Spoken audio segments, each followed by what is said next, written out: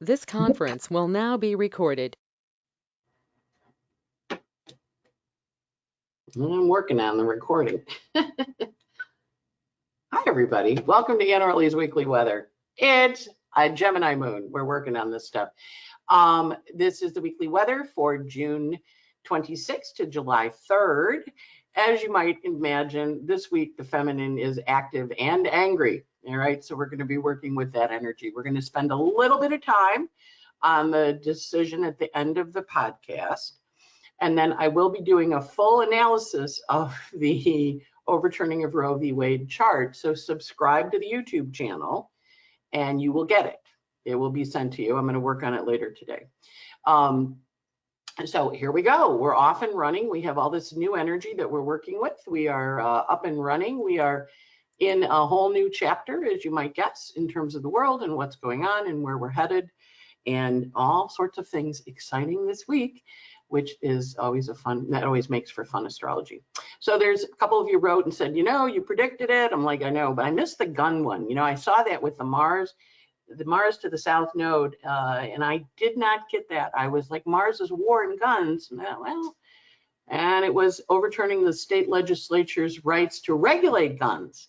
So we don't have the right, states don't have the right to regulate guns, but they do have the right to regulate women's bodies.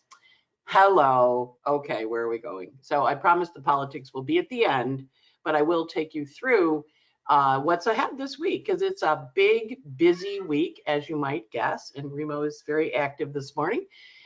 He loves the Gemini moons because he has Mars in Gemini. So you'll probably see him at some point in the podcast showing up and going, hi, I'm here. So forward into the week. It's an interesting week ahead, as you might guess, and we will see what's happening. So taking off like a rocket, still our theme with Mars and Eris, but now Venus and Pallas Athena act. And they get going and they say, hey, this is what's up. This is where I'm heading. This is what's important to me. So first up, Mars and Eris meet up on Monday.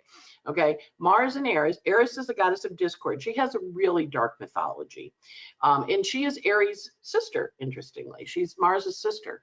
So she loves war and, argument, aggression. And we just heard that in Ukraine, they're retreating. The Ukrainians are retreating because, they're going to be annihilated. So that's a good thing. We do notice that Mars all this week is approaching his square to Pluto, which will happen. Mars Eris is never a pleasant one. Mars square Pluto is never a pleasant one on the world. In your own chart, if you have those active, this is a natal excitation for you. For the rest of us that don't have a Mars Pluto aspect, we go, oh, wow, what's going on? So a lot of energy, a lot of passion. Kind of pay attention to where these planets fall in your chart. 24 cardinal through 28 cardinal, because that's where they're very active. And that's where the square is happening in your Aries house, squaring your Pluto. Now, notice this is an opening square that we're heading towards, right? But here, Mars hits Eris on the second house. Now, this is money, value. These are all charts cast for Washington. So what's a value? How are we taking action? How are we working with the angry feminine? How are we working with Eris, the goddess of discord, in high dungeon? And Eris, of course, it's an interesting planet, dwarf planet, because she's very tricky. She really gets you on hubris too. So if you're doing something and you're just a little bit too big for your britches, this is a takeout. This is a takedown. This is a problem. So there's an interesting energy with Mars on Eris. And when he comes to her, he triggers her and he says, go. Now notice these planets are all in the first quadrant. Houses 1, 2, 3, 4. So for the DC chart, for Washington, DC, thus our country, we see Saturn on the ascendant and we see Mars Aries. We're going to have a lot of angry women. And we're also going to have a lot of restrictions, which we know with the abortion ruling that just happened, and a lot of energy around, what are we doing and how are we taking action? So there's a lot of energy that's very feisty. Remember last week, Mars sextiled Saturn. And so now it's in a square to Saturn, or it's in a conjunction to Eris and coming up to a Pluto with Saturn. So there's a lot of energy here. I thought I had my pointer on. There we go. We'll do the laser pointer. Okay, so there's the Pluto. It's computers. They change when you don't even expect it. And there's the Mars, Uranus, Aries in the second house of what's of value. And you can see Saturn angular in this chart, right on the ascendant. So this is very much about, you know, when Saturn's on the ascendant, there's a force holding you down. And then the Mars is like, you can't hold me down, because he's past the blockage of Saturn, but he's approaching the square to Pluto. Never an easy week, right? So just gentle with yourself, kind. The moon is out of bounds in Gemini, and it will be out of bounds when it's in Cancer. And so when we've got those out of bounds energies, we recognize that planets, when they're out of bounds, they behave in a bad way. Not always in a bad way, but they don't follow the rules. And the moon right now is slow. So we're really feeling the slowness, the intensity, the that build-up energy, right? So that's up first. Then Neptune is stationing to go retrograde. Now this is important, and of course the 5 days before and the 5 days after, which were last Thursday, Friday, Saturday, Sunday, Monday, and then Wednesday, Thursday, Friday, Saturday, Sunday this week. Neptune is stopped in the sky at 25:26, and he entered his shadow back on March 7th, and he will be retrograde until December 4th. So everything that you started working on that was a dream since March 7th is going to kind of pause and go, okay, now we're going to go backwards for a little bit.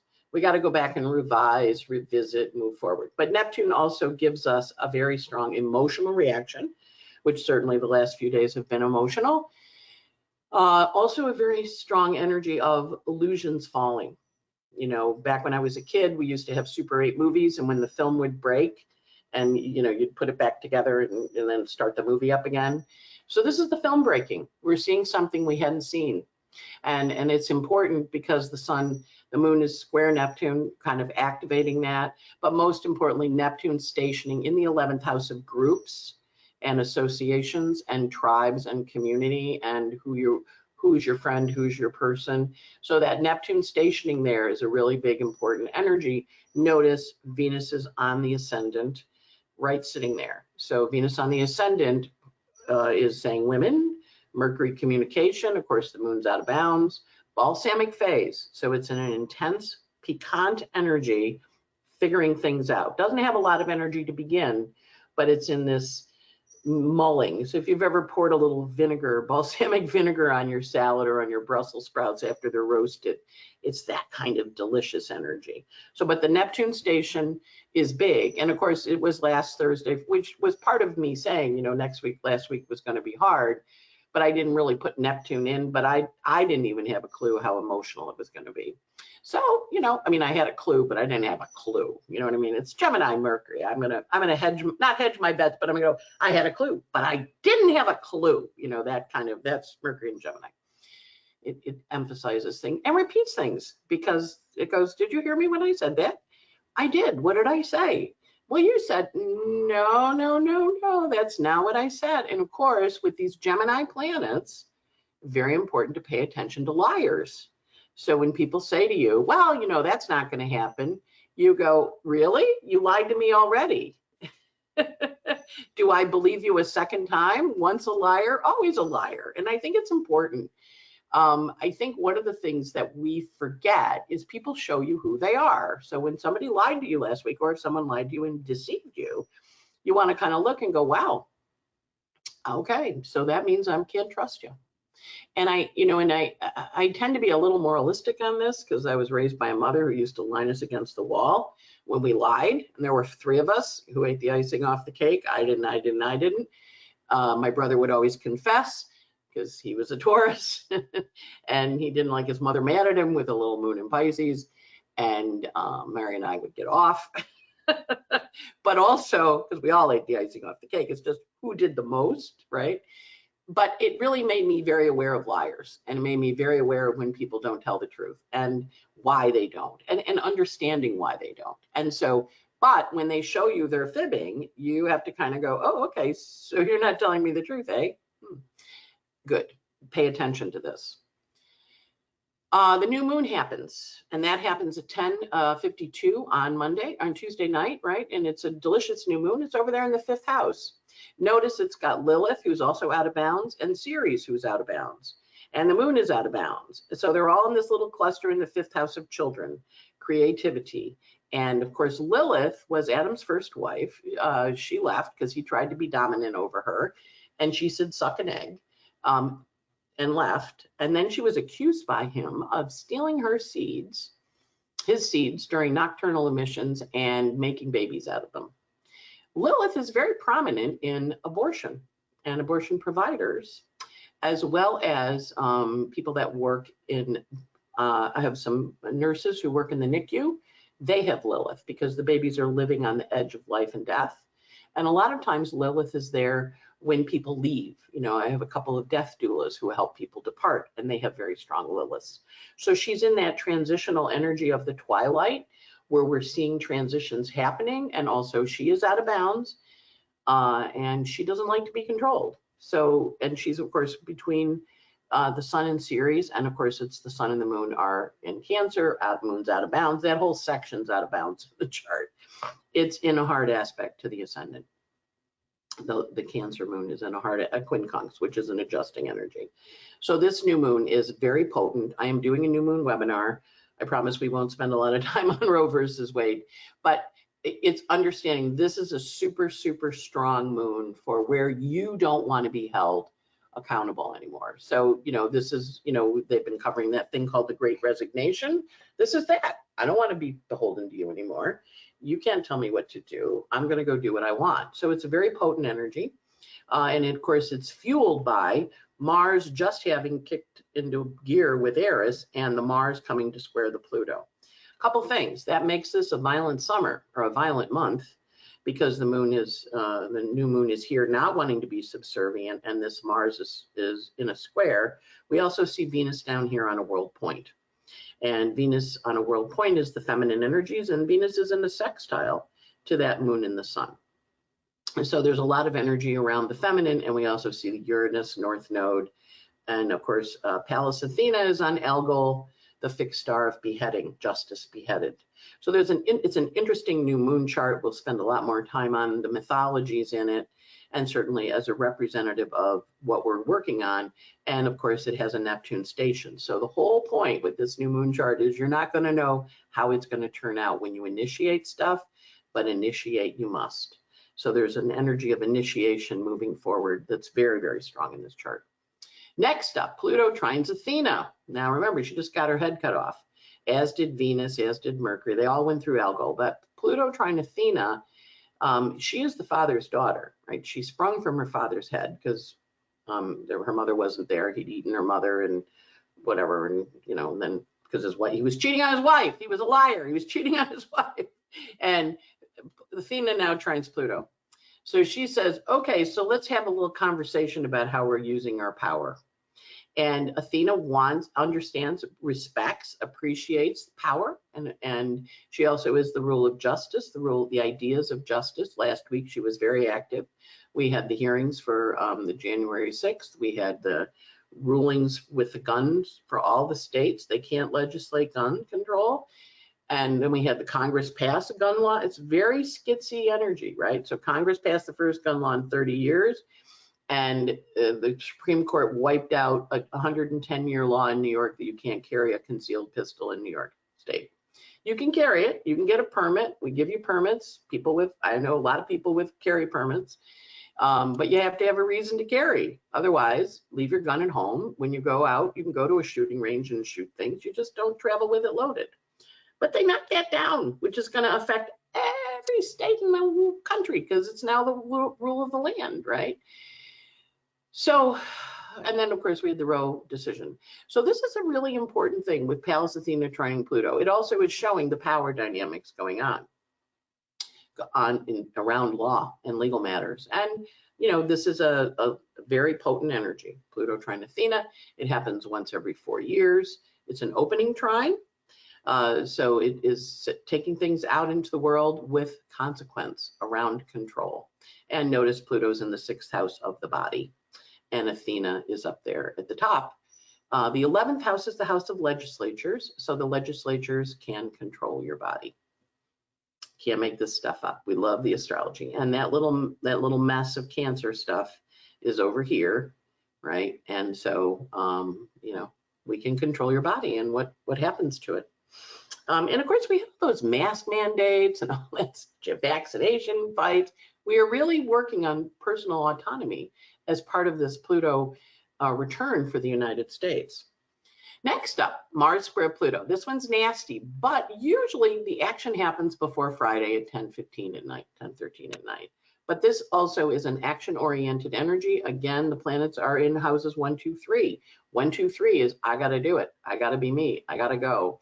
I got to do it. Boom, boom, off we leave. So Moon's in Leo over here in the 7th. It's a little calmer, but it also is public witness. Moon is the public. And this Mars square Pluto is very strong. Pluto's in the 12th house, which is in the hiding space. So this can bring up a lot of things from the underworld in your own life, in your friends' lives, in the people that you know lives. This is also a violent aspect. So if you have friends who are despairing or having a problem or emotionally having difficulty, please pick up the phone and check in on them, call them, tell them you love them.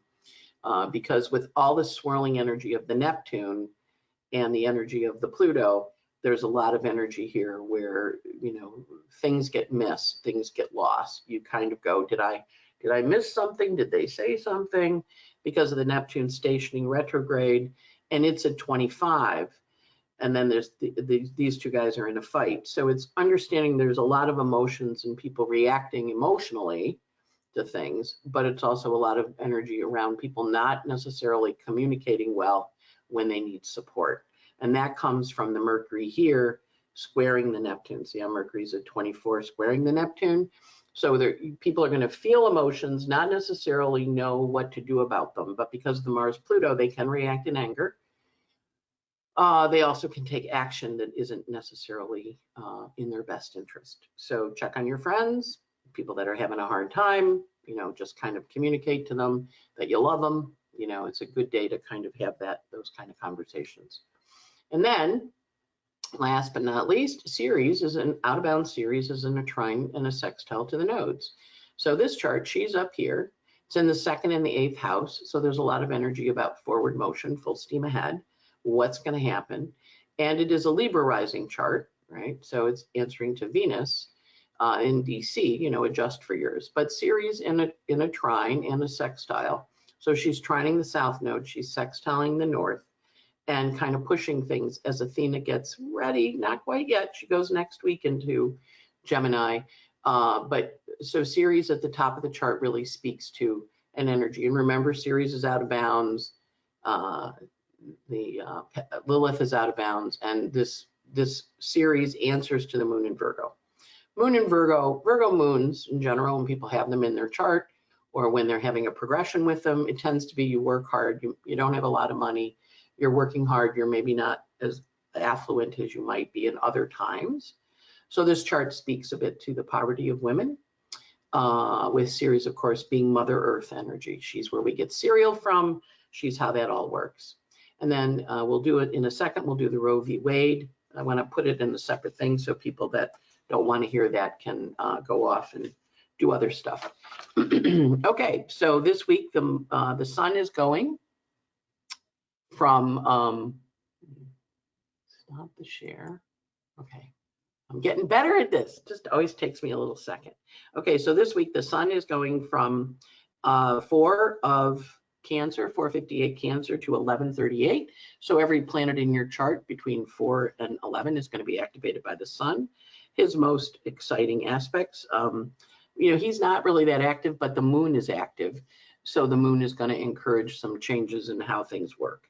He does have a trine to Vesta on Tuesday, which we looked at. So that's encouraging a nesting or a going home. And in my case, that's the day I'm actually traveling back to New York. So next week when you see it, it'll be the green corn plant behind me. Also, the sun has a square to Jupiter, which is an overdoing energy that happens on June 28th. And it's an opening square. He does a square once a year.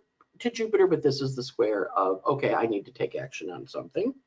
And he also has a sesquiquadrate to Saturn on July 1st. So there's a lot of energy with the Sun sesquiquadrate. Is stressful energy around groups and communities. People may be a little cranky over the 4th of July weekend, which is this weekend. How did that happen already? And then Mercury this week goes from 1450 Gemini to 2647 Gemini. Mercury is very active. He's moving pretty quickly. He's going almost 2 degrees a day. He does have the aspect to the nodes of fate on the 30th, which is interesting information that you're going to get about something. Choices. A lot of times this is a quit job or a leaving, or it's my last day, or I'm done here, or a new beginning, because it's got a new beginning energy, because it's tying into the fates. Mercury also has a trine to Saturn on July 2nd. So Mercury trines Saturn in Aquarius, Gemini to Aquarius, speaking to him. And Mercury also has a sextile to Eris on the 2nd. So notice Eris and Saturn are at the same degree, right? And Mercury is going to be aspecting them. Mars was last week and earlier in the week. Mercury is now aspecting them. So he's saying, okay, take that Mars energy. What do you want to do with the structures? How do you want to work with the structures? And then secondly, how do you want to work with the discord that's up and running? So Mercury is busy communicating. He does have that square to Neptune. So you want to make sure that you're not acting completely out of emotion, but we're going to offer that emotion fuels it.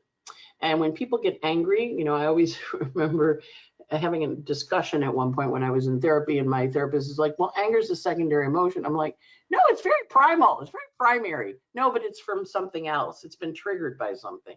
I'm like, no, I'm just angry, And so go in and understand it. I have a Mercury Mars square, so I don't always know what makes me angry, although I've gotten much better at figuring that out. So, watch for the anger to rise with that Mercury Mars. And then the Mercury Neptune, kind of a diffuse anger. It gets bigger, it kind of globalizes. So that's towards the end of the week. Venus this week is running from 415 Gemini to 1237 Gemini, so planets in your chart between then. She does have a nice sextile to Jupiter on the 28th, so there's a positive, pleasant experience then. Venus is also on the world point, the 28th to 29th. So there's a lot of communication, a lot of energy, a lot of talking about things, getting stuff out there. And then towards the end of the week, she has a sesquiquadrate to Pluto, which gives her, that's on the 3rd, that gives her a little contentious energy. Mars this week is going from 23 Aries to 28 Aries 50, and he is busy. Now, we've had a couple of weeks where Mars hasn't been busy, but this week he's busy. So he's got a sextile to Saturn, right, which we have experienced at the beginning of the week on the 27th, Mars sextile Saturn, and then he has a conjunction to Eris, which we spent some time on. Then he has a semi-sextile to Neptune. So if we look, Mars is in this condition where he is talking to Neptune, and Neptune is whispering in his ear. This is not good, because Neptune can say to Mars, well, what can we do? So there was a there was a famous, I'm drawing a blank on the king, but the priest was Beckett, and he was giving the king a hard time about what he was doing. And the king said, well, no one rid me of this troublesome priest. And so the knights heard him say that, and they went and killed the priest. 4 of them went and cut him up. So this is Neptune to Mars. So watch for people saying things to you that are provocative, that make you want to go cut up a priest or cut up something. You don't have to cut up a priest, but they're going to make you want to cut up something. You want to be a little careful. It's provocation. And when provocation happens, you always want to sit back and go, what are they provoking? Now, I was raised with an Aries father, so I'm well aware of Mars. I'm well aware of Aries energy. So we really want to watch where the Mars is provoked this week. And you want to be conscious about the provocation, because he's with Eris, which means he's going to flare up really quick. He's in fire. And then he has a square to Saturn, so he runs into that wall. Boom. Now, normally Mars and Saturn work well together, but when they're in a square, they're antagonists, right? So it's fighting against the power and the control. Conscious fighting. Make sure you have a good shot. Make sure you take a good aim. Mars, 3 on a match was considered unlucky in the foxholes in World War II, because the third match, the third cigarette lit, gave the sniper enough light to shoot you. Right? Little flare, but it was up for three lights, 3 on a match. Energy is really volatile. Careful, careful, careful. This is also, if you do fireworks at home, careful, because this is the fireworks having problems. We want to be a little conscious about fireworks causing problems. So careful with the fireworks too. Very out of control energy. And you might think it's a good idea, but not a good idea this week to play with fireworks. And then the square to Pluto, which we talked about. And the Neptune we did. Saturn's not doing anything. Pluto has the trine to Athena, which we covered. All right, off we go. And then we look at the moon this week, our moon calendar. All right, so the moon this week is in Gemini today, tomorrow. Hang on. I'm going to sneeze. It goes void tonight with a square to Neptune. Moon squares Neptune. Later in the week, Venus is going to square Neptune. Moon is out of bounds. Squares are emotional reactions to things. And of course, Venus, moon is the feminine. Moon is out of bounds, having an emotional reaction. Then we go into the new moon in Cancer on Tuesday morning at 7:53 a.m. And we have the new moon at 10:52 p.m. So the moon is in Cancer on the day Neptune stations. And the moon is in Cancer Tuesday, Wednesday, Thursday, goes void at 4:14 p.m. Moon goes void with an opposition to Pluto. Right, so that's a separating energy and a little pushy. Moon's void for 4 hours on Thursday, and then it goes into Leo at 8:30 p.m. Remember, these are East Coast times on Thursday, and then it is in Leo for Thursday night, all day Friday, Canada Day. Welcome Canada Day, happy celebration. The first, it's in Leo on the 1st, on the 2nd, and then it goes void on the 3rd at 5:59 a.m. Moon goes void with a trine to Mars. Moon in Leo, trining Mars and Eris. That's a powerful, active energy. Very important, very action-oriented, very focused. And then the moon is void for 3 hours on Sunday night, the 3rd. And then it goes into Virgo at 8:31 p.m. And it will be in Virgo Sunday night, all day Monday, Independence Day, Tuesday, and it goes void on Tuesday at 2:04 p.m. with a trine to Pluto. So the back half of the week is very action oriented in getting things done. The DB days are Friday the 1st, because that's the Mars square Pluto, but really probably Thursday. So Thursday, Friday. The weekend is okay. It does have some emotional stuff, especially on Sunday. There's a lot of inconjuncts and a lot of adjusting energy where people are really feeling like they need to make an adjustment. The moon is in conjunct, Mercury's in conjunct.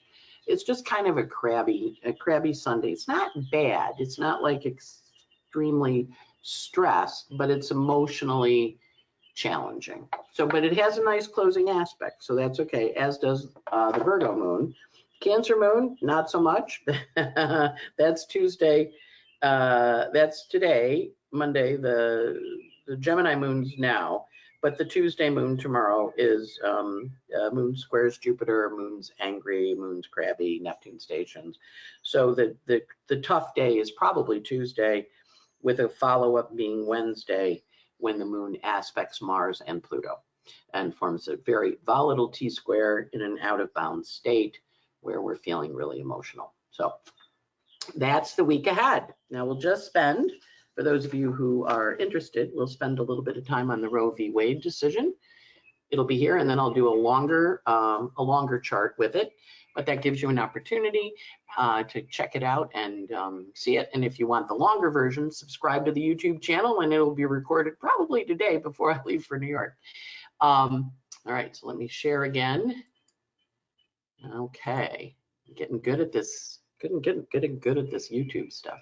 All right, so let's look at the Roe v. Wade decision. Now, one of the things that happens, we know a time. When did it get posted?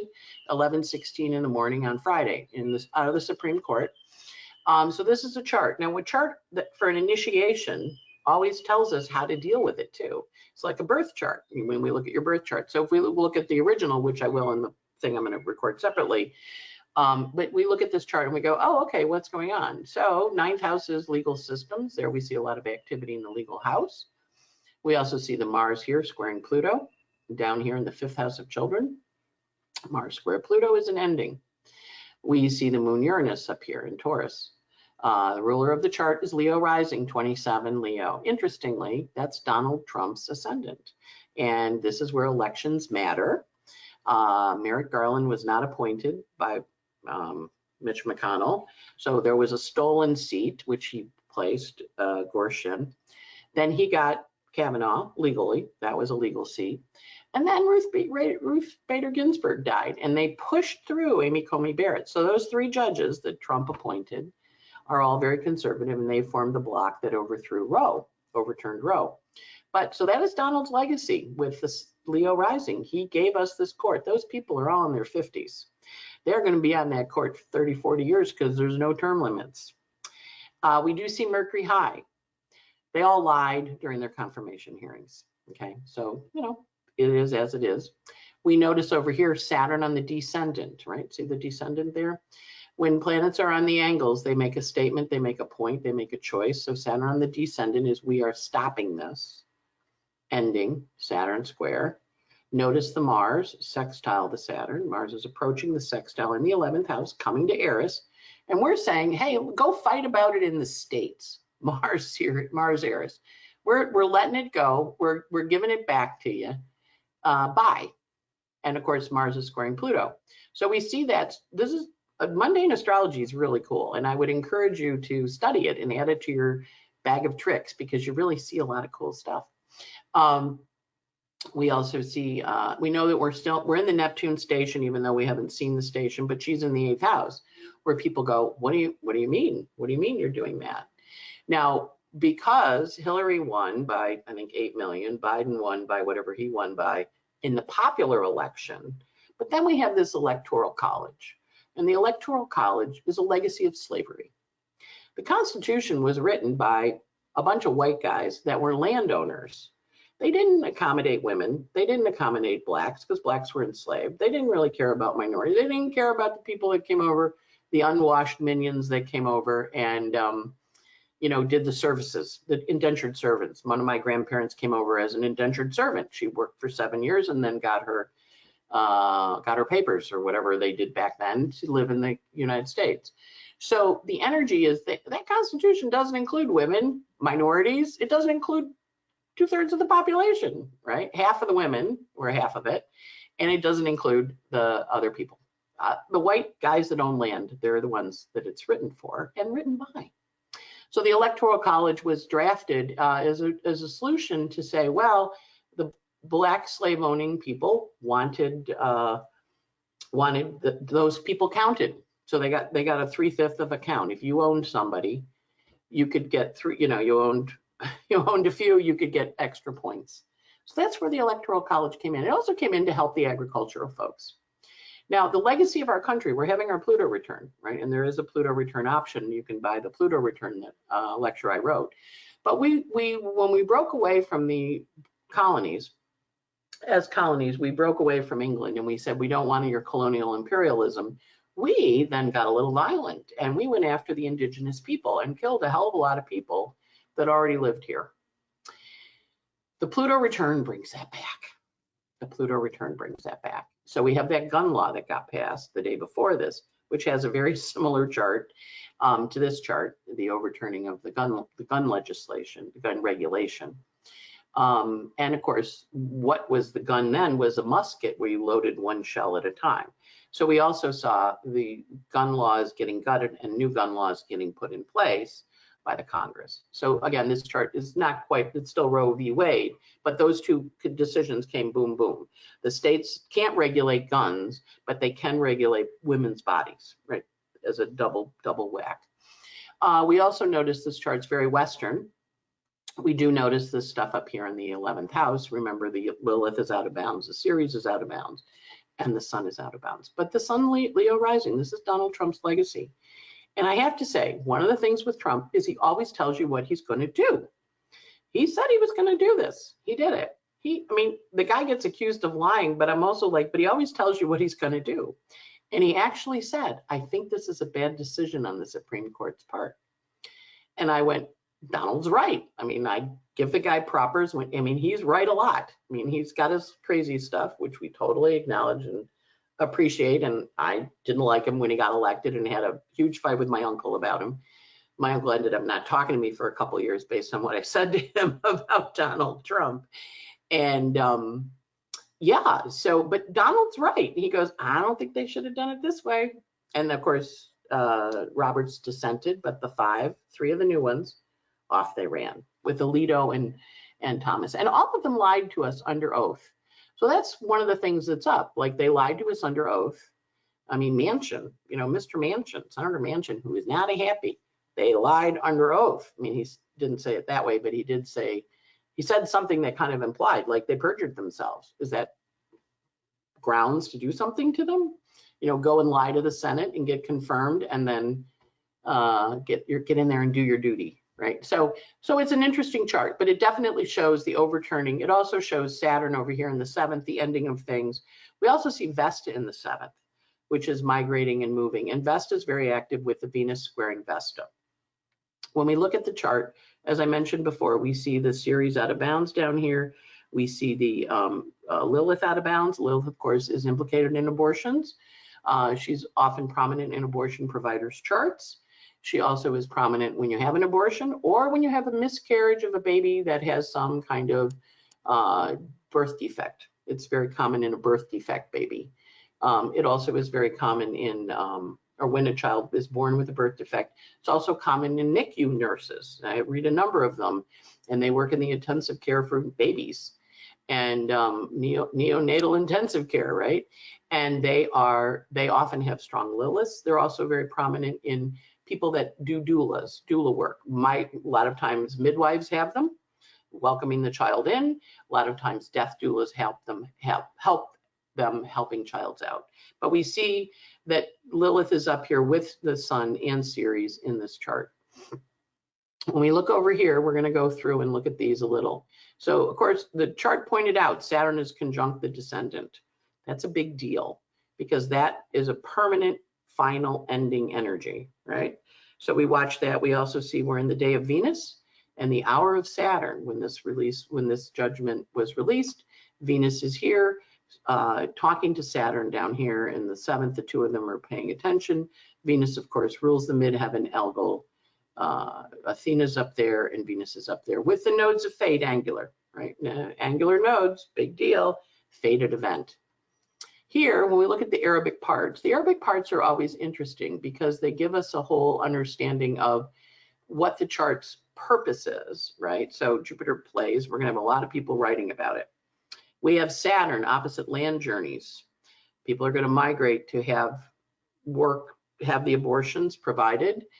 New York State just passed a law that if you come to New York and your state says if you travel out of state to get an abortion, New York says if you come here, we promise we'll protect you. I don't know how that's going to work, but that's Saturn opposite journeys. And it also means that this decision means it's going to mean people taking land journeys. Moon is on the part of private enemies. Well, that makes a lot of sense. The women have a private enemy that they're looking in the face, those 5 judges on the Supreme Court. Venus is on the part of increase. Now, this one's important. Let's go look at that earlier chart. Venus is up here in Gemini. Gemini rules ballots. 80 million people voted in the last election, but a third of the country does not vote, which is about 80 million, 73 million people don't vote that are eligible to vote. The largest group of unregistered voters are the kids between 18 and 34, who are going to be the most affected by this decision. Venus here high in Gemini, down here the 3rd house rules ballots, rules tickets, ballots. And so the 3rd house is ruled by Venus. So one of the things that we can do is get the people that go, well, voting doesn't matter. Voting matters. Hillary won the general election by popular vote, but due to that electoral college, a legacy of slavery, she didn't get to be president. If she had been president, she would have gotten the Gorsuch appointment, and that Obama was denied by Mitch McConnell. Great. She didn't get it. blocked it. Donald got that one plus 2 more, right? And he pushed Amy Coney Barrett through. Mitch pushed him through, even though Gorsuch couldn't come in the spring because there was an election. But even while people were voting, Amy Coney Barrett got pushed through. Now, I will say, when we look at the fixed stars, you're going to see that this is a long-term plan by the Republicans. They've been working on this for a really long time, but they have now gotten a boom, and all the people that said elections don't matter, they do, because Trump won because of the Electoral College, and all this hoo-ha with January 6th is because he was pissed because Biden won the popular vote and the Electoral College vote. Trump lost, but he got that nomination. He got that appointment, ascendant rising, Saturn there. He's shaping the court for the next 30 years. That is his legacy. So when we see that Venus there on the part of increase, I would like that to increase with lots of young people. Venus rules younger people, Venus is a younger feminine, registering to vote and voting. I encourage all of you to print out voter registration forms for your state, carry them around, and when someone talks to you about Roe, say, have you registered to vote? Here's a registration form. Go register to vote. Let's get in there and take over so that you guys that don't vote, 24% of you vote. That's not a lot. These are your rights they're going after. And then they're also, Clarence Thomas in he's got a really interesting chart. Of course, one of the rights to privacy in his chart was that he could marry a white woman, because he took advantage of the Loving Virginia, which was under the privacy law. But he said, like, come after me. Come guys, give me the ones on abortion or on contraception. Give me the ones on gay marriage. Give me the ones on being able to have the sex of your choice with the partner of your choice. There's still a lot of sodomy laws on the books all across the country that will pop into order the minute the Supreme Court gets that ruling, that opportunity. And Clarence said, come on, send me those cases. Send me those cases. So, but he didn't say, send me the one about getting rid of interracial marriage. But that's under that law too. So Clarence, you be careful. We're going to come after your marriage. Jupiter opposite the part of place, lots of writing. Saturn opposite the part of journeys, lots of stuff. Uranus on the part of merchandise. Now this is interesting, because when I see this, I'm like, it's an opportunity for people to really present things and to present things in a new way. Well, what house is Uranus in? Uranus is up here in the 9th house and says, you think those votes don't matter? Look at that moon Uranus. Those guys did that to you. Go take action, do something, get it set up. Of course, it's going to do a lot for fundraising, but I don't really care about that part. Neptune opposite faith. Totally part of that. Now, the US chart is having a big Neptune transit. We have Neptune in Virgo, and Neptune is opposite our Neptune. We do have separation of church and state, and I'm totally cool. If you don't want to have an abortion, that's your right. Mazel tov, but don't tell other people that don't have the same beliefs as you do. And of course, I'm a Catholic, but it's all Catholic judges. And I'm sorry, and I say this with complete respect for Catholicism and Christianity, because I consider myself a Christian, what Jesus said, not what the Catholic Church says. But, Adam and Eve was the bad one. Adam ate the goddamn apple too. They blame us for everything, and they're really screwy. They're not allowed to have women. They're not allowed to be softened. They're not allowed to invest in the feminine. And the only woman that they're with is a Virgin Mary. I mean, it's like a little fucked up in their vision of what women are. So we got a bunch of old guys that are really fucked up, excuse my French, because they were raised in the Catholic Church. I know a lot of Catholic guys. That's why I don't date them. I know, I shouldn't say that. I have dated a few. But generally, they're not my preferred group because of that law about what kind of sex you can have. So just that Neptune faith, right? Also, Ceres opposite water journeys, emotional tears, traveling over water. We do have Lilith on the part of fortune. So Lilith is going to rise up. She's right up there on that part of fortune. And we also have her on the part of understanding. And of course, Eris on the part of sickness. So we're going to watch for folks that are ill or have illness based on not being able to have a terminating pregnancy. The fixed stars are kind of interesting. Here, I'm going to get my cheat sheet because they're active too. So the sun is parallel Hamal. which is violent brutishness, cruelty, and premeditated crime. It's the head of the ram. It's Mars Saturn. It's a fighting energy. Arcturus, Venus on Arcturus, parallel, great pride, grandly liberal, commanding, cosmopolitan views, all about self-determination. This is Venus, the goddess of women, or women energy, feminine energy, self-determination. Venus is also conjunct Murphak, which is less than honest dealings with others. Pride of the warrior, they gain a trophy or prize, but because of their overzealous nature, it tends to overestimate their ability, and they disregard caution. Those 5 judges disregarded caution of John Roberts, who said, don't go taking it away all at once. This is not a good idea. And look at Venus on the part of tickets. Go register to vote. Uranus is parallel Aldebaran. Aldebaran is the nature of Mars. It promises violent death and ultimate ruin by pride. This is a biggie, and it is the bullseye. It also is a war aspect. So Uranus parallel Aldebaran brings war, and Uranus, if you remember, is in the 9th house of the Supreme Court. Pallas Athena has moved off of algol. Now she's on Capulus, which is blindness and defective eyesight, persistence, endurance, determination, and a focus of the energy. So where we like to think with Pallas Athena that justice is blind, we're all kind of looking and going, that's a rigged game. That one was a rigged game. Lilith, of course, the goddess of abortions, as well as the goddess of not wanting to be held subservient, is on the announcer, on Mizram. And often it's represents words before time, words brought before time, which probably would describe this. And of course, we got the words before the time because we had the leak. And then last but not least, Venus is, Vesta rather, is on Denbi Edgi, which is an ingenious nature, clever intellect. And it also represents a public punishment because of the theft of the spoils of war. Now, this was a long-term strategic plan by the Republicans. God bless them. Those people are very organized. Democrats, it's like friggin' herding cats. But I don't think they really anticipated it. And Donald Trump said, I don't think they should have done it. So he's right. I agree with him. Last but not least, the asteroids, Venus, Moon on Uranus, Mercury on Cassandra, speaking the truth. And are you heard or not heard? Jupiter on Juno and Hera, harnessing the feminine. You're going to get all levels working on this. Saturn parallel Orpheus. Orpheus, of course, was a descent into hell. Neptune on Nemesis. Remember, Neptune is very active in this chart.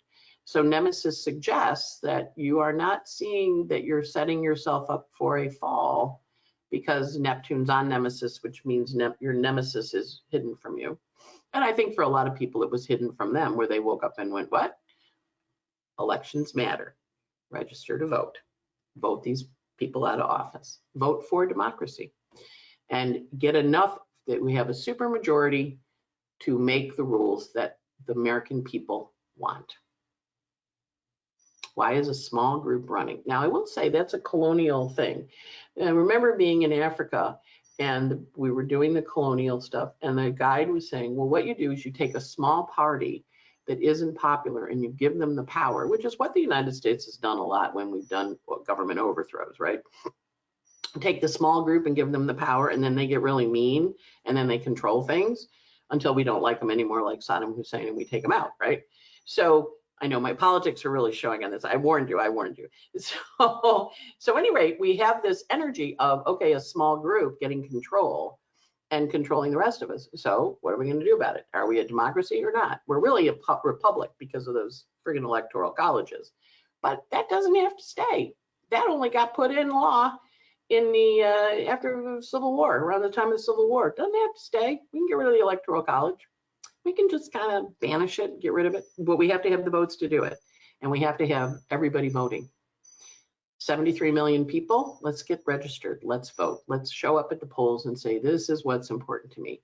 And with that, I offer you a brief analysis. I'll go into a little bit more depth with the chart in a special thing. Make sure to sign up on my YouTube and you'll get a notification when I load it up. Okay, we're doing a speaking at Omega, Heart-Centeredness in the Stars. That's going to be September 16th to 18th. We had a great time last year.